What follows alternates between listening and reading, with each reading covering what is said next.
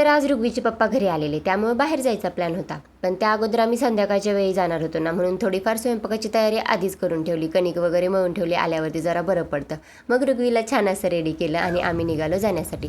तर ना आम्ही बारामतीला चाललो आहे. आता कुठेही जायचं म्हटलं तर आमच्यापेक्षा जास्त एक्साइटमेंट ऋग्वीचीच असते. आता आल्याला आईस्क्रीम खाण्यासाठी हट्ट करू लागली, म्हणून तिच्यासाठी मँगो मस्तानी घेतली आणि तिथून डायरेक्ट पोहोचलो ऋग्वीच्या सगळ्यात आवडत्या लोकेशनला, ते म्हणजे हे गार्डन.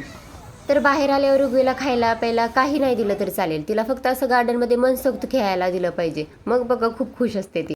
आणि तिच्यासाठी हे आम्ही आवर्जून करतो. तिला आवडतं म्हणून नेहमी तिला या ठिकाणी आणतो. त्यानंतर बाहेर आलो आणि कुठेही गेले तर असा हट्टीपणा तिथं चालूच असतो. तिच्यासाठी थोडं खेळणं घेतलं आणि तिथून डायरेक्ट आलो क्लॉक टॉवरच्या इथे. आता ही जागा ना मला खूप आवडते, कारण ना इथे खूप शांतता असते, वातावरण इथलं खूप सुंदर असतं. आता इथे थोडा वेळ अजून थांबू वाटत होतं बरं का, पण खूप लेट झालेला, त्यामुळे इथे आता माझ्या आवडीचे मंचुरियन खाल्ले आणि घराकडे येण्यासाठी निघालो.